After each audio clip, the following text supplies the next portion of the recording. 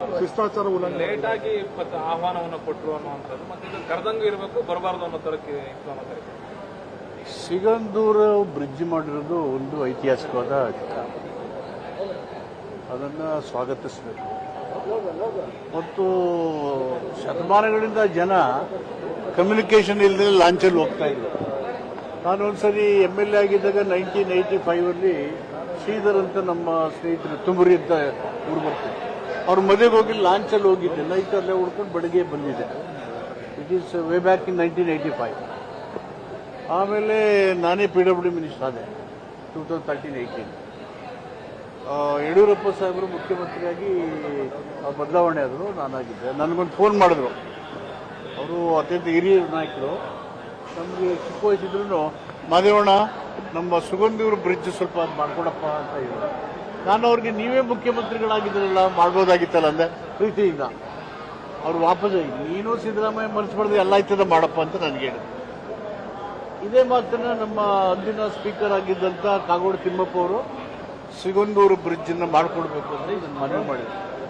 ಆ ಹಿನ್ನೆಲೆಯಲ್ಲಿ 2013 and 18 ನಡುವೆ Karnataka road development corporation KRDS ನಿಂದ ಒಂದು DPR ಮಾಡಿ ಲೈನ್ ಎಸ್ಟಿಮೇಟ್ ಮಾಡಿ, ಅದು 100 ಕೋಟಿ ಯೋಜನೆ ಆದ್ರಿಂದ ಸುಮಾರು 2.5 ಕಿಲೋಮೀಟರ್ ಉದ್ದದ ರಸ್ತೆ ಆದ್ರಿಂದ ರಾಜ್ಯ ಸರ್ಕಾರವೇ DPR ಮಾಡೋದಕ್ಕೆ ಲೈನ್ ಎಸ್ಟಿಮೇಟ್ ಮಾಡೋದಕ್ಕೆ ಸ್ಟೇಟ್ ಗೌರ್ಮೆಂಟ್ ಇಂದ ಹಣ ಕೊಟ್ಟು ಎಲ್ಲ ರೆಡಿ ಮಾಡಿದ್ಮೇಲೆ ಗಡ್ಕರಿ ಸಾಹೇಬರಿಗೆ ನಾನು ಭೇಟಿ ಮಾಡಿದ್ದೆ. ಅವರ ರಿಕ್ವೆಸ್ಟ್ ಮಾಡಿದ್ದೆ, ನ್ಯಾಷನಲ್ ಹೈವೇನಲ್ಲಿ ಮಾಡಿಕೊಡಿ ಅಥವಾ ಸಾಗರಮಾಲಾ ಪ್ರಾಜೆಕ್ಟ್ ಬರ್ತೈತವ ಅದರಲ್ಲಿ ತಗೊಂಡು ಮಾಡಿ ಅಂತೇಳಿ ರಿಕ್ವೆಸ್ಟ್ ಮಾಡಿದೆ. ಸೊ ರಾಜ್ಯ ಸರ್ಕಾರಕ್ಕೆ ಸಿಗಂದೂರು ಬ್ರಿಡ್ಜ್ ಆಗಬೇಕು ಮತ್ತು ಅಲ್ಲಿಯ ಜನರಿಗೆ ಶತಮಾನದಾಗ್ತಕ್ಕಂಥ ಸಮಸ್ಯೆಗಳ ಬಗೆಹರಿಬೇಕು ಅಂತ ರಾಜ್ಯ ಸರ್ಕಾರನೇ ಇನಿಷಿಯೇಟ್ ಮಾಡಿದ್ದು.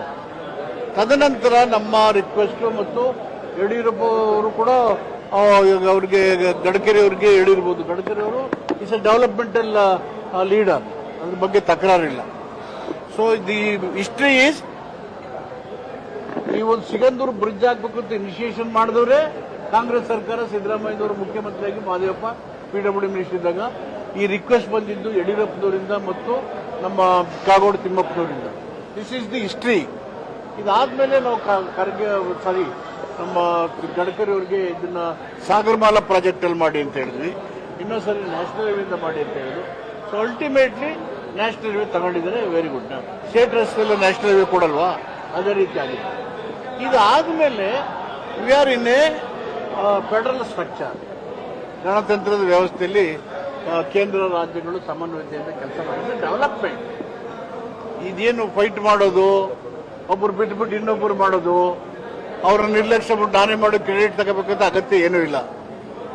ನಮ್ಮ ಸರ್ಕಾರಕ್ಕೆ ಜನತೆಗೆ ಅನುಕೂಲ ಆಗಬೇಕು ಅಂತ ಅಭಿಲಾಷೆ ಇದರಿಂದ ನಾವು DPR ಮಾಡಿದ್ದು, ಇನಿಷಿಯೇಟ್ ಮಾಡಿದ್ದು. ಮಾಡುವಾಗ ಒಂದು ಶಿಷ್ಟಾಚಾರ ಇದೆ. ಕೇಂದ್ರ ಸರ್ಕಾರ ರಾಜ್ಯ ಸರ್ಕಾರನ ಒಂದು it second lengthiest bridge in the country. Chief ಸೆಕ್ರೆಟರಿಗೆ ಬರೆದು ಮುಖ್ಯಮಂತ್ರಿಗಳ ಸಭೆಯನ್ನು ಕೇಳಿ ಎರಡು ಸಮನ್ವಯತೆಯಿಂದ ಕೆಲಸ ಮಾಡಬೇಕು. ರಾಜ್ಯ ಸರ್ಕಾರ ಮುಖ್ಯಮಂತ್ರಿಗಳೇ ಬೇಡ ನಾವೇ ಮಾಡ್ಕೋತೀವಿ ಅಂದರೆ ಅದು ಒಂದು ನಮ್ಮ ಗಣತಂತ್ರದ ವ್ಯವಸ್ಥೆಗೆ ಧಕ್ಕೆ, ಅದು ಒಂದು ಕಪ್ಪು ಚುಕ್ಕೆ. ಈ ಥರ ಆಗಬಾರ್ದು. ಶಿಷ್ಟಾಚಾರ ಉಲ್ಲಂಘನೆ ಮಾಡಿದ್ದಾರೆ. ಇಷ್ಟೆಲ್ಲ ಹೇಳಿದ್ದೇನೆ ನಾನು. ವಾಟ್ ಆರ್ ಫೀಲಿಂಗ್ ಏನಾಗಬೇಕು ಇದೆಲ್ಲ ಹೇಳಿದ್ಮೇಲೆ ನೀವು ಇವಾಗ ನಾವು ಕರೆದಿದ್ದೀವಿ ಅಂತ ಹೇಳ್ತಾರೆ. ನಾನೇನು ಹೇಳಿದೆ, ಒಂದು ಪತ್ರ ಬರೀಬೇಕು ಅವರು, ಇದು ಚೀಫ್ ಸೆಕ್ರೆಟರಿ ಸಮಯ ನಿಗದಿ, ಮುಖ್ಯಮಂತ್ರಿ ಸಮಯ ತಗೊಂಡು ನಿಗದಿ ಮಾಡಿಬೇಕು. ಅವ್ರ ಸಮಯ ಇವ್ರ ಸಮಯ ನೋಡ್ಕೊಂಡು ಮಾಡಬೇಕಲ್ವಾ. ಅವ್ರ ಸಮಯ ನೋಡ್ಕೊಂಡು ಸಿದ್ಧತೆ ಮಾಡ್ಬೇಡ ಅಂತ ಹೇಳ್ದ. ಇನ್ನು ಸಮನ್ವಯತೆಯಿಂದ ಕೆಲಸ ಮಾಡಬೇಕಲ್ಲ, ದಟ್ ಈಸ್ ಡೆಮೋಕ್ರಸಿ. ಭ್ರಷ್ಟಾಚಾರ ಮಾಡೋದು ಹಾಗೆ, ಪ್ರೋಟೋಕಾಲ್ ಮಾಡ್ಕೊಳ್ಳೋದು ಹಂಗೆ. Where is the necessity to fight each other? When development come it should be in forefront. All of us together it should do. ಇದು ಹತ್ರ ಆಗ್ತಾ ಇಲ್ಲ. It's not healthy development. Okay.